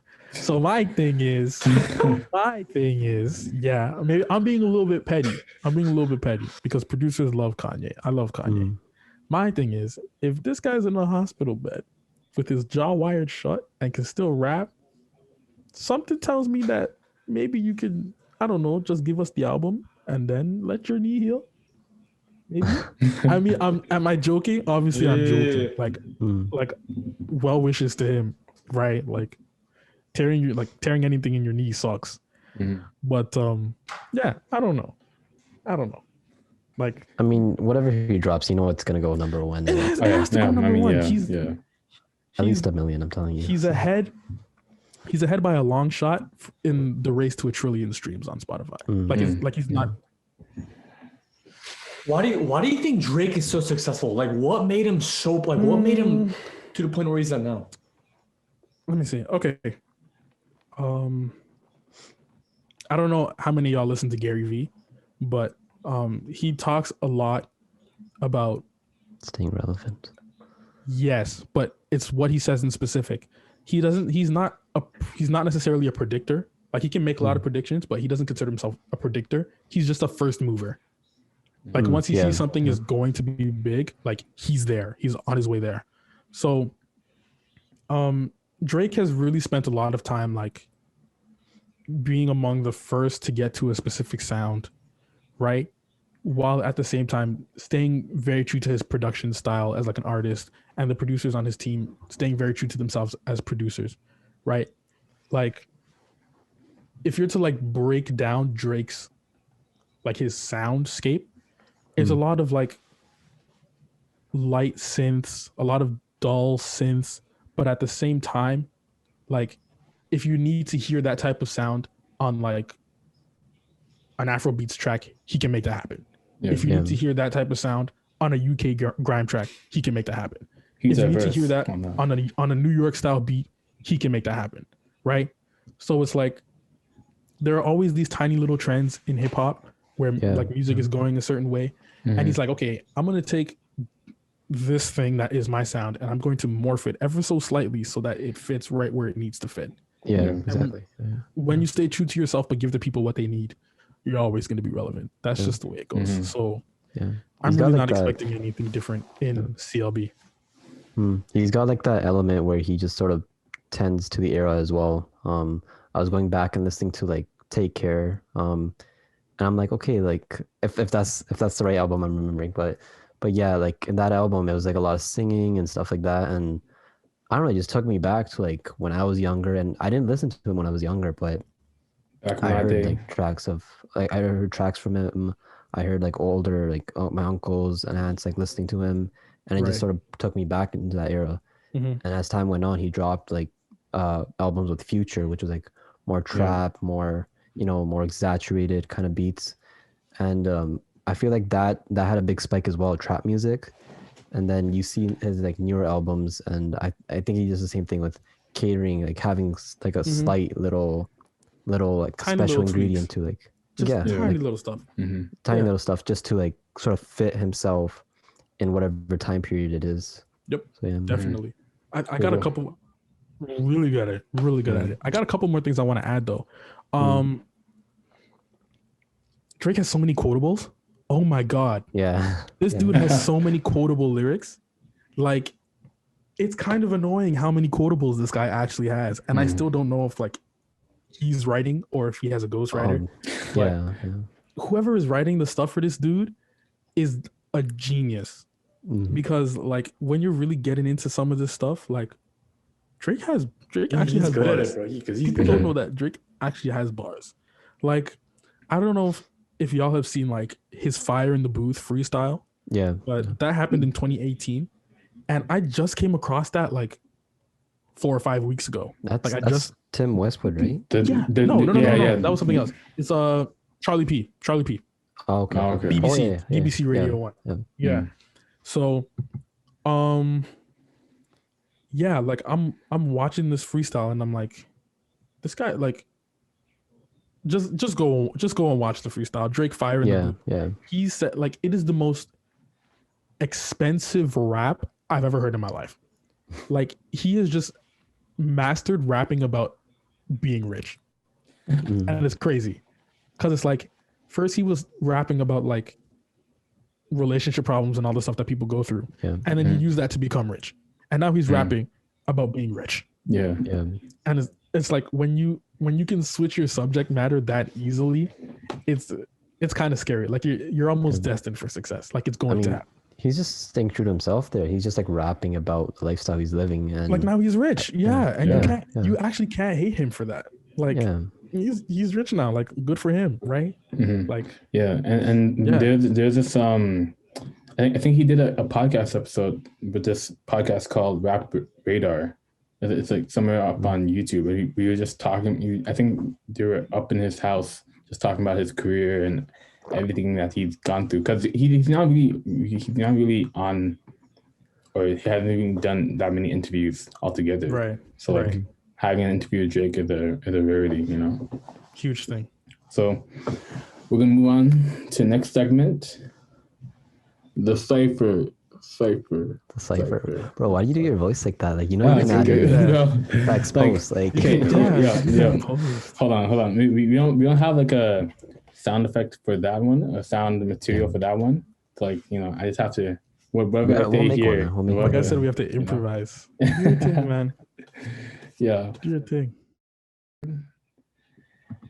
And we will start the Cypher. So Pascal, he sent us 2 pieces of audio, or 2 freestyles that he did with his guitar over a few beats that we sent. So one is from North Came Q. If you like the beat, you can buy it from North Came Q at on Instagram.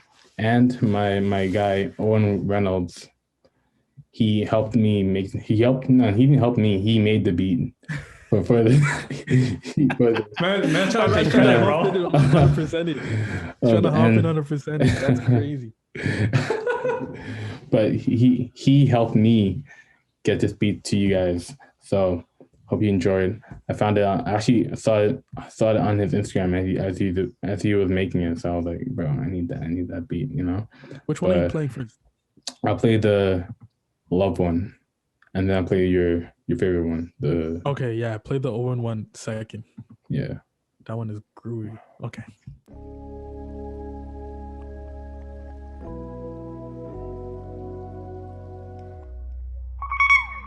I'd like to do a song for those of you who take LSD.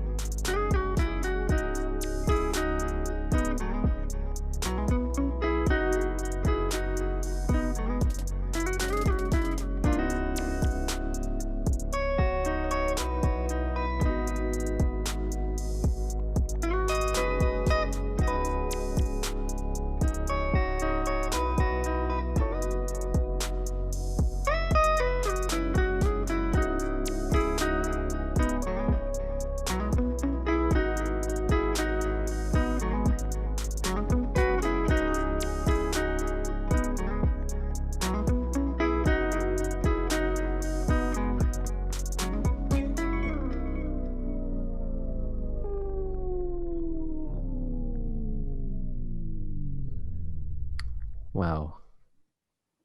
That is, oh man. That's good. That's good. That was dope. Yeah, you even had a chorus for it too. Gotta do what you gotta do, right? Yeah. You gotta tie everything together. Sure. Yo, That's what art is about. Gotta tie it all together. The mixture of guitar and like the trap beats, it just goes so well. It just complements so well. Yeah. I really wasn't sure what to expect. Like, I'm like, wait, so Quinn's beat plus a guitar. Like, I wasn't ready for this. And once like the guitar came in, and I'm like, whoa, like this is dope. Yeah. Like, Thanks, man. I appreciate it. Thank you. It's crazy. For some reason, I completely forgot to like mix it and set the levels correctly. Like, I just realized that, like, as it was playing, I was like, wait a second. I don't think I actually like sat down and actually mixed this properly. And I'm like, so this is going to be an interesting experience for all of us. And I'm like, you know what? I don't hate it. It's actually pretty good. it's good. I'm cool with it. You know, this is just me being really critical about my art again. Also, the beat is really good. I like the beat a lot. Yeah, like whoever made the beat, yo, shout out to that guy. Shout out Quinn, bro. Yes, sir. And like as you were freestyling, like was there like a certain approach that you wanted to have to it? What was it like going through that kind of experience?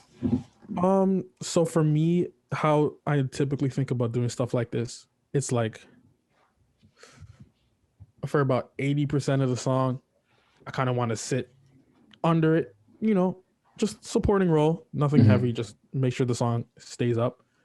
And then for like the remaining 20%, like I want to give something that people can hold on to, which is why like there's a tiny little hook in it.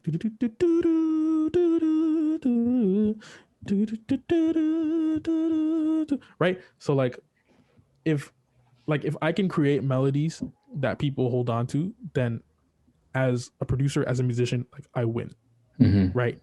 Because like once you come up with something catchy, like whether people want to listen to it or not, they're going to listen to it.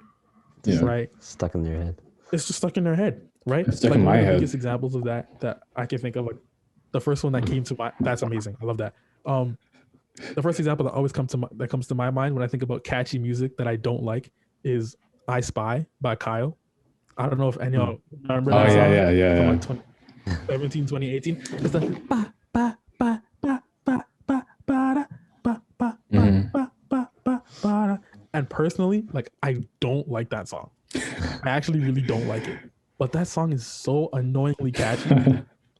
Like it just gets the job done. It got to a point where it's like I had to go listen to it to get it unstuck. Like to get it out of my head, I had to go listen to it. Now I'm giving this dude streams for a song I don't want to listen to because I'm trying to stop listening to it. Like the whole like psychology of music sometimes is like so backwards. Like it's just crazy how backwards things can really get. But I mean, yeah, like once you create a melody that sticks, you win. Yeah. True. Yeah. I feel like especially with Kyle and like other rappers like him, they have like a certain like kind of flow that goes with each of their songs, you know? Like the Baby. He has a certain like hook that goes with each of his beats that like man. And it's funny because like that's when cracking the code turns into the problem. Right? Yeah. Because it's like once an artist cracks the code and they're like, oh, this works, they tend to stick to that thing and only do that thing.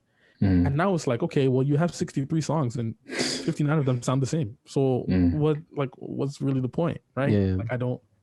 That's one of the reasons I don't listen to the Baby anymore, just because it just got exactly. It just started sounding like all the same. All sound like that.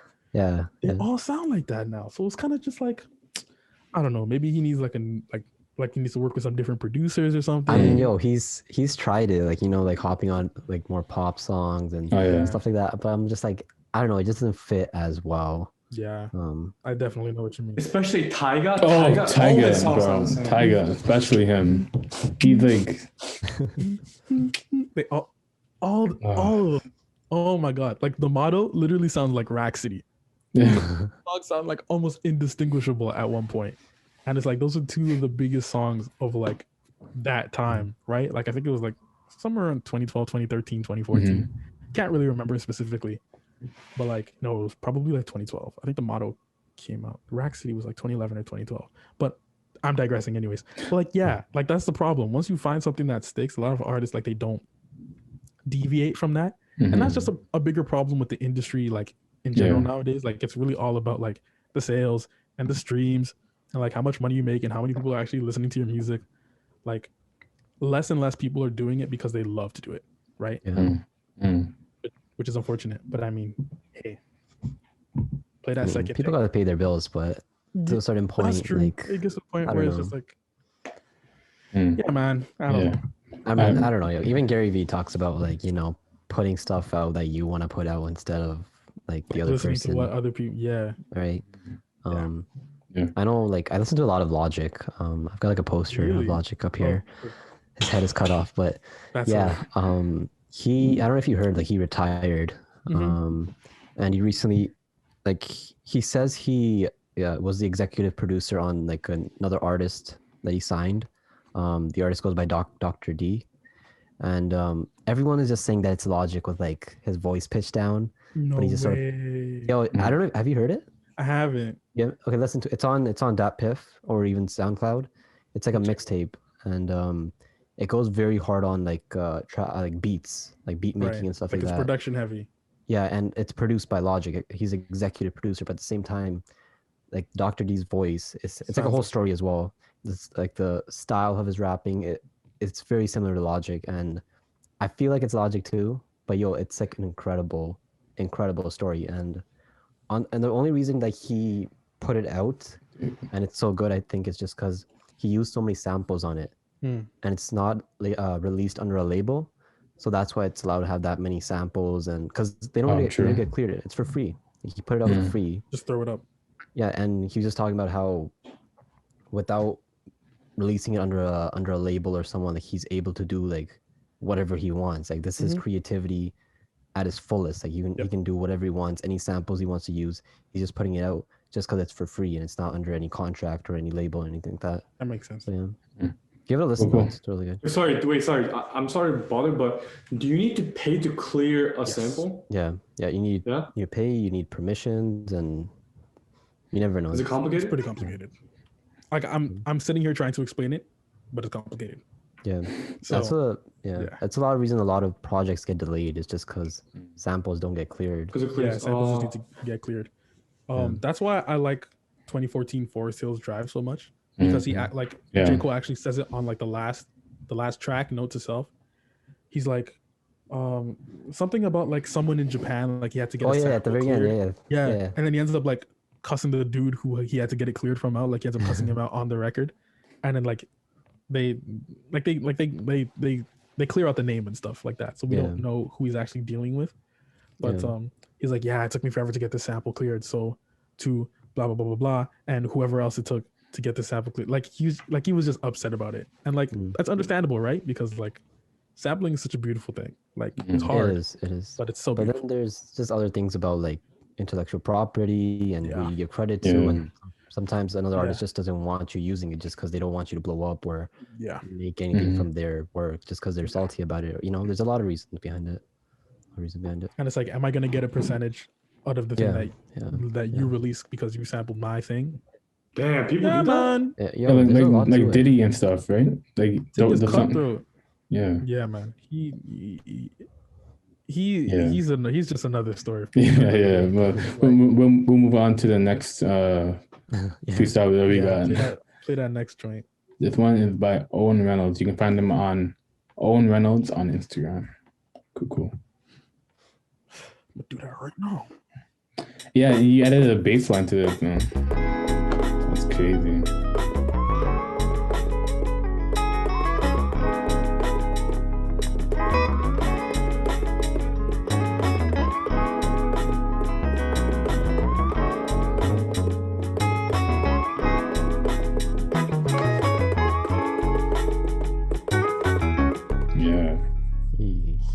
Joint is way too short, man. Play that again. Play that again. I want to hear that again. Yeah. This thing is smooth. Yeah, man.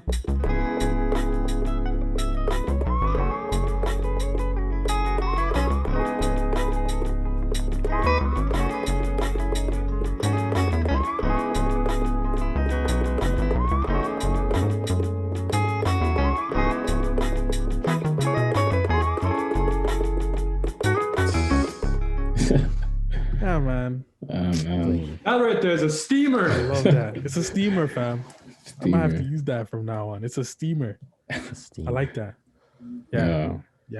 That one is different. That one feels like a Lucky Day song or like an Anderson .Paak song. Exactly. True. Yeah, I can tell you really liked it because you added a whole bass line for it. Yeah, man, I had to throw the bass line in there because I played it like after I played it and I finished recording it, I was like, yeah, this is missing something.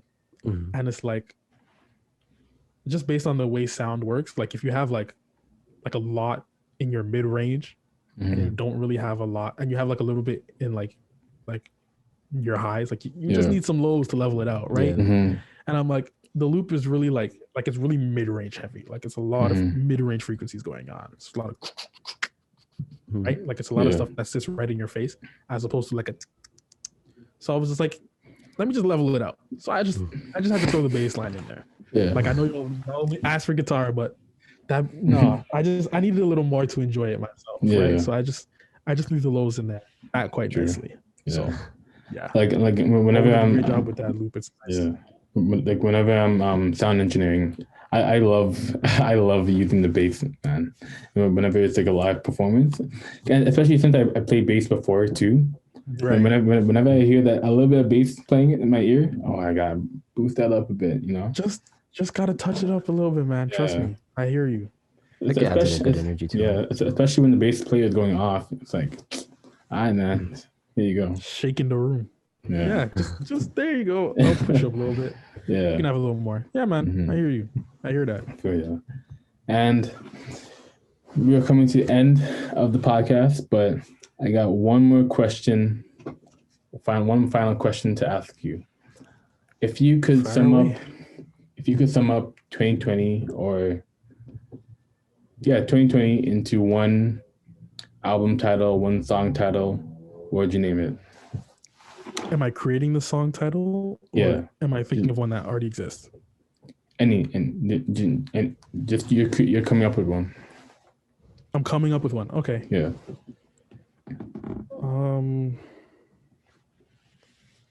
Okay. Well, if I'm gonna use one that already exists, the first one that comes to mind is The Incredible True Story. Okay. That's the first one that comes to mind. Yeah. Yeah. If I'm going to use one, like if I have to create one, 2020, like I'd also use the 2020 Experience by Justin Timberlake just because 2020 is dead. Yeah. Wow. Okay. Okay. I have to create the album title. Mm-hmm. That's man struggling. Okay. I would call it Shot in the Dark, Run to the Light. Okay. I like that. That's what I would like call that. it. Yeah. Okay, that's dope. Yeah. Yeah. Actually, let me write that down. Hold on. Write that down. Yo, any of you listeners, if you take this, I'm coming for you. Yeah, and we've actually had that a few times where we a fan question or one question like sets off an inspiration. I think we had that with Akin too. Yeah. Yeah. Yeah. Wait, we don't have any fan questions. No, well, I was lacking on that part. I was kind of a little preoccupied with stuff. It's cool. It's cool. That's Like, okay. I think That's okay. we had a lot to talk about just with us. A And whole lot. we cut topics. You know, we could have gone on like a lot. Yeah. Yeah, bro, we had to cut, bro. Like, yo, I had so much, so much. Yeah. We're like 2 hours deep right now. I could ask you one question from a fan that we had before. Bro, we can do a rapid fire round. We can do whatever y'all want to do. You can ask me overrated, underrated. We can do anything, bro. Okay, and there's one question I asked Akin a while back, or one fan question. Oh, no. I don't know if it's the same one. It is.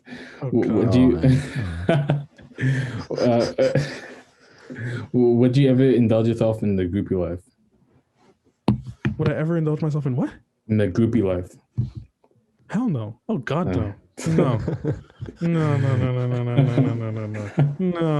No. Thank you. No. I already knew that answer. Yeah. No. Pascal's like not like that. I know that. No. I honestly and truly, I don't have the time. Yeah. I don't have the energy. Even if I do become somehow famous or whatever, I don't like that word. I don't like the idea of that word. But even if I do become like famous, it's not gonna happen. Yeah. I just ew, man. Because it's like at the end of the day, like you only know who I am because I have clout. Yeah. Right? Yeah. So like once all the clout disappears, like where are you gonna be? Right? Exactly. Are you still here? Yeah. No. No indulging there. There you go. Thank you. Pascal, a real one. I know that. Yeah, I'm a settle down type of guy. No, thank you. Okay, one more last question. What's your favorite part of what you do? Struggling. Struggling. Yeah. My favorite, like when I'm trying to record a solo and I have to do like 50 different takes, when I'm trying to figure out how to properly EQ like this synth bass so that it sits correctly. That's the stuff I like. I like stuff like that. You know, like I own a MIDI controller, but it doesn't have a pad on it. So like sitting down and trying to like syncopate my hi-hats. I love stuff like that. Figuring out which snare samples go best together. Stuff like I love like the stuff that people don't really want to spend time doing anymore. I like doing, right? Because like nowadays, like you can buy like a Native Instruments pad. It's like a 4x4. Oh yeah, I just got that. And you can just hold on it, and then the hi-hat will just run, and then you can just release it. I've been messing around with that. It's a lot of fun. But me personally, I like throwing those 5 30-second notes in there. I like it. It's a lot of fun for me. I like having to record the same thing over and over and over again. If I'm at home working by myself, if I'm in a paid studio session, I'm trying to get it done on time, you know, trying to be professional, trying to look clean. But like, yeah, man, I like searching through patch libraries and sound banks and sample packs, and I love doing all that stuff. Like the really dirty stuff, I actually really enjoy doing. It's a lot of fun for me.